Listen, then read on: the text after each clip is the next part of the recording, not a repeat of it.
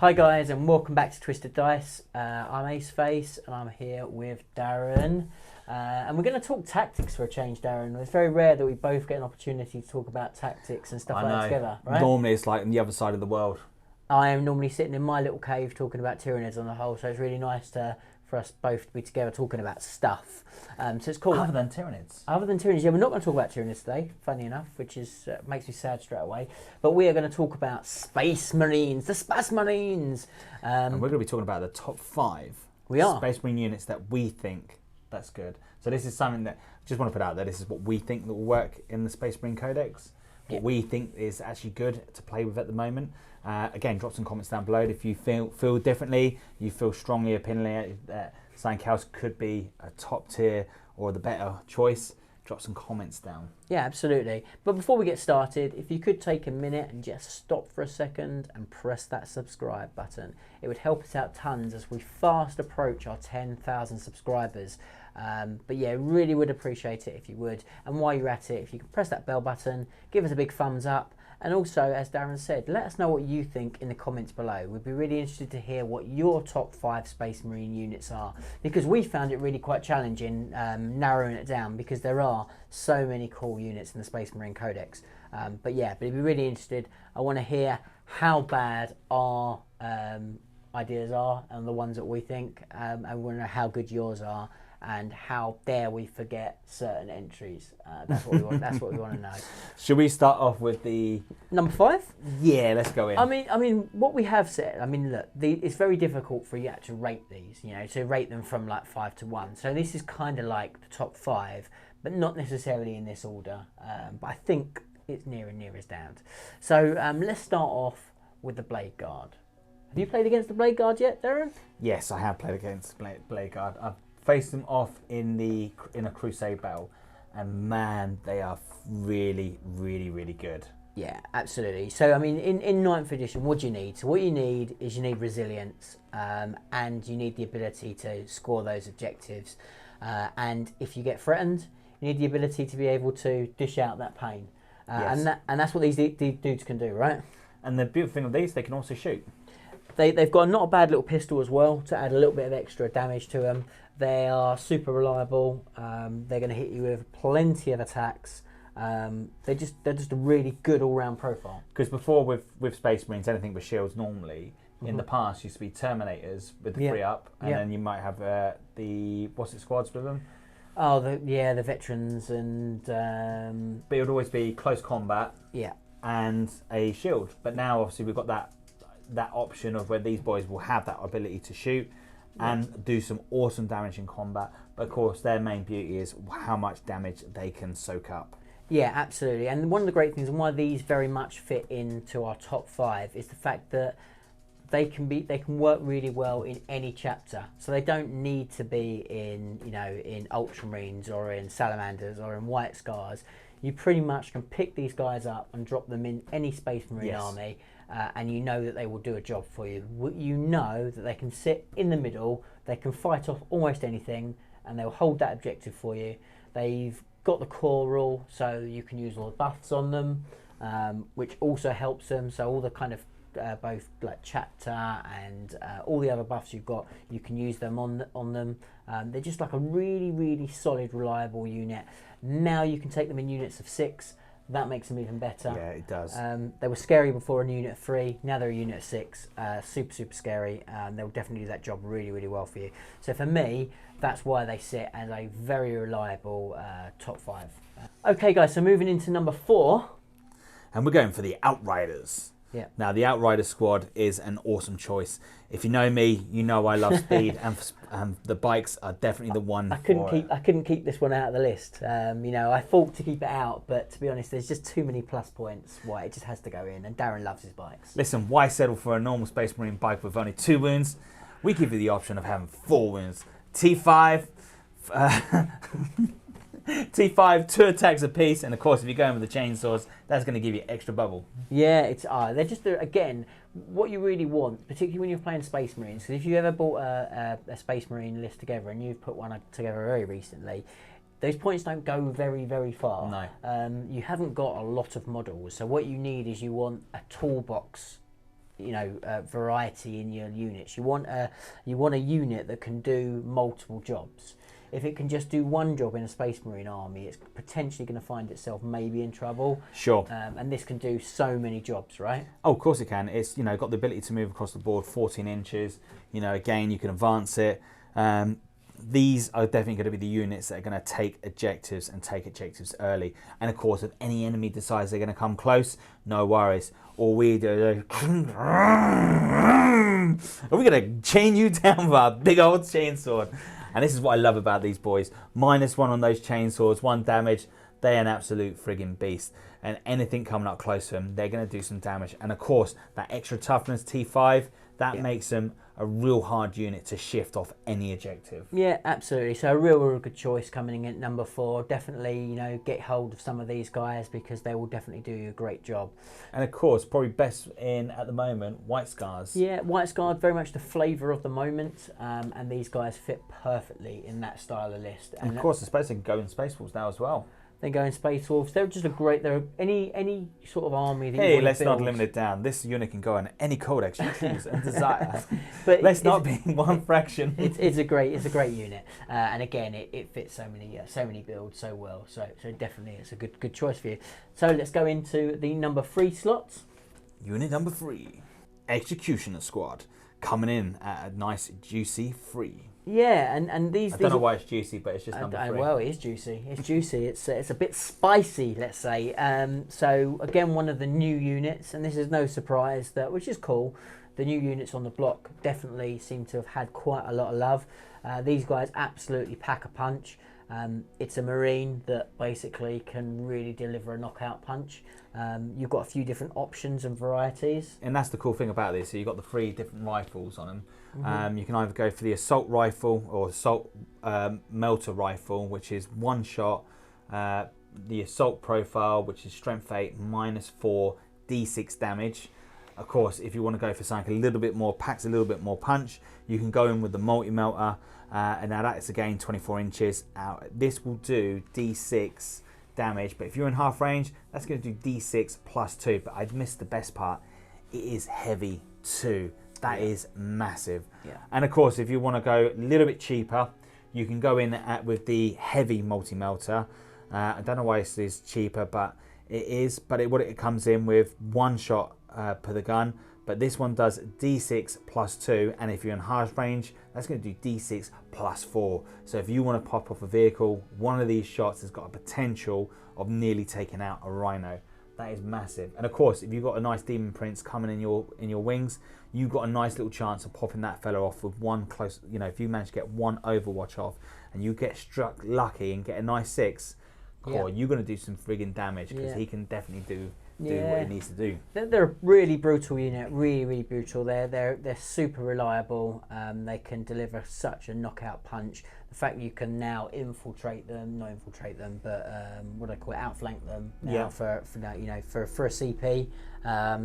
If you have a big, juicy, big fat unit, it's going to cost you a couple of CP because you can take these in up to units of 6.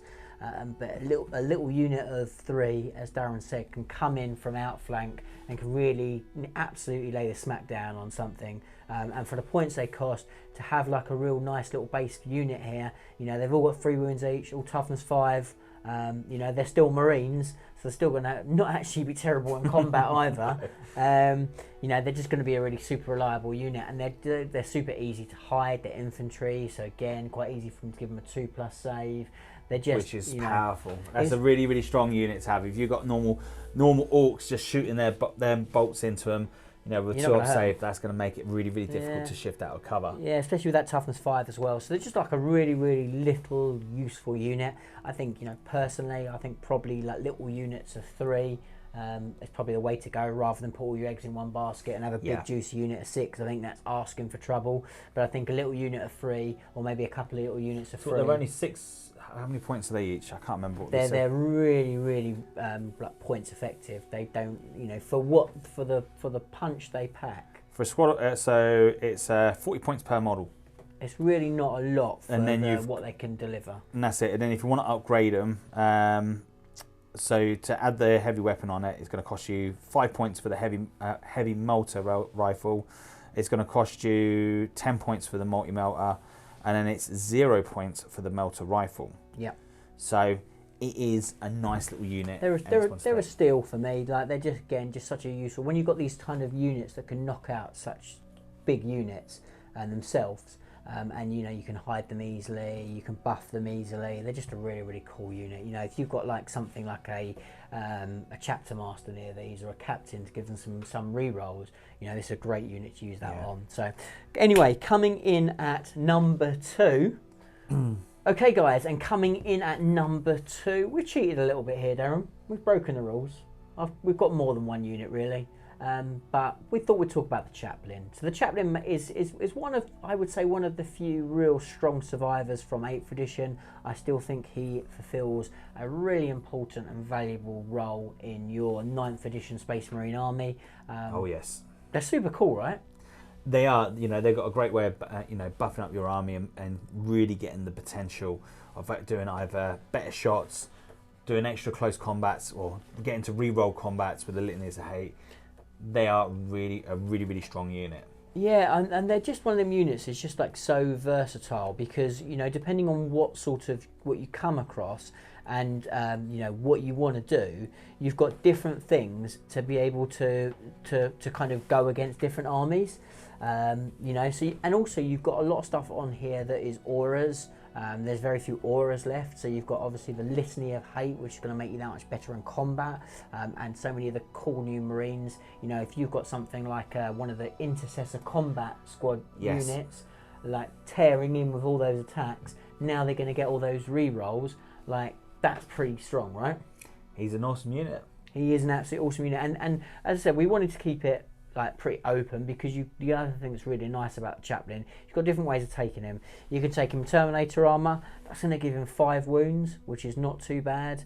You can take him if you want to slap an extra couple of organs in him, you can turn him Primaris. You can, exactly. So you can turn him Primaris, still got 5 wounds, which is nice because it gives you kind of the option of both. Now the extra wounds on a Terminator is really cool. If you want to keep him really cheap and cheerful, you can take him in power armor, which again is better than they used to be. Yeah. And of course, if you want to make him with a little bit of speed, slap a bit of red on him, put him on a bike, and all of a sudden he goes 14 inches. He does. You can stick him on a bike. And look, hey, let's go! We want that objective. Let's go! and look, one of our other entries, as you would have seen, was the Outriders. And actually, what better way to make those Outriders even better and chuck a Chaplin running around with him? And that's the way that you think you would like to take it. Damn right. The only way you can make him any better is give him a nice little chainsaw upon that Crozius. Yeah, to cut. Let's put some chain teeth on it and make it a beast. But it's a super good unit. Like the fact that he hits on 2s in combat is great, particularly when you've got access to re-rolls. You can either make him as a unit that very much sits at the back of the board and kind of buff stuff, or can be a counter assault unit, or you can use him really aggressively as a beat stick, because there's lots of ways to make him really strong as well. And his Crozius, he doesn't mess around with his Crozius. I mean, that's still +2 strength, -1 AP and 2 damage. The reality is, when this guy, particularly if he's the Primaris version, he's probably getting into combat on turn 3. He's buffed up with the assault doctrine, and he's going to beat the living pulp out of some units and make them confess their sins. Confess. Damn right, you heretics out there. We're going to make you suffer and pay for your penance. Yeah, I just think it's a really good all-round list. And again, we've tried to select units that aren't really pigeonholed to one chapter. Again, there's most chapters will really make good use of a Chaplin, and you stick him in as your warlord, you're going to get good value out of that unit. So at his points, I think he's a really good choice at number 2. Listen, he's going to be coming in and sporting the Lunar Wolves very soon. Sounds good to me. Sounds good to me. So we will move on to our honourable mentions before we crack on to our number 1 slot. And boy, there is so many units we've gone through, and it was tough to get it to where we're at now. As soon as we started making choices, it was kind of, oh no, we need this one, no, let's put this one in. No, but and of course we couldn't agree, right? So no, that's it. So these are very much ones that kind of we just couldn't agree. So we've kind of stuck them in there because we just think they need to have a note. They need to have at least a notable entry in our list. So Judicar. Yep, Judicar is an absolute friggin' beat stick. He has that ability of 3 inches to obviously choose on who's fighting last, which is really, really good. He's not bad in combat as well. Yeah, absolutely. I mean, for that bonus alone, just to be able to make people strike last is super strong. I can't even find the damn guy. Where is he? Keep going. And of course, with the Judica, I know a lot of people had a little bit of love-hate relationship with this character, with the way the head sits upon the model. Me personally, I actually liked the head. I thought it was pretty cool, something different. Don't like it. And of course, I believe he is training up to be a Chaplin. Yes. I think that is the fluff behind him. But yeah, just a really super good unit. Again, it's nice because he doesn't sit in your HQs. He sits in your elites.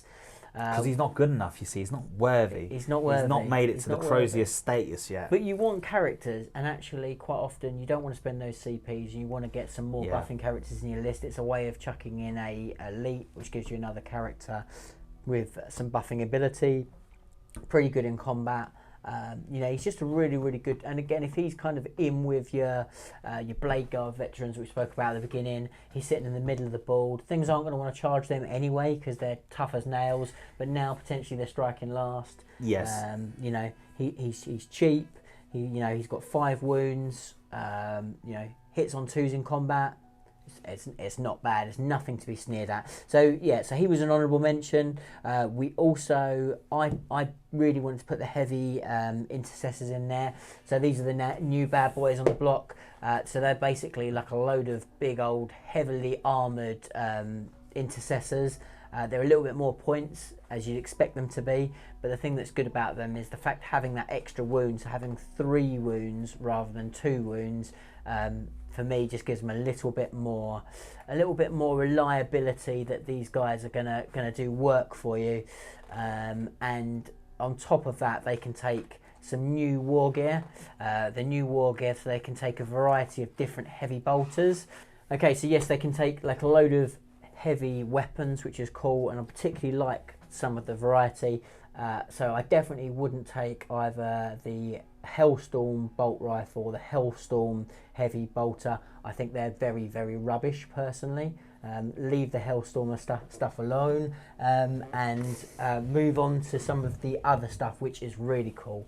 So I really like the heavy bolters now, and all joking apart, the reason why the Hellstorm stuff is pretty rubbish is it has no AP, so that's not great. At best they're going to have -1 from the from the Devastator Doctrine, and they're only 30 inches, so you're going to lose that kick quite early. So I would go for, as I said, the heavy bolter. So the heavy bolter is -1, but now they're damage 2, which is really, really cool, and you can give them all that, which is wicked.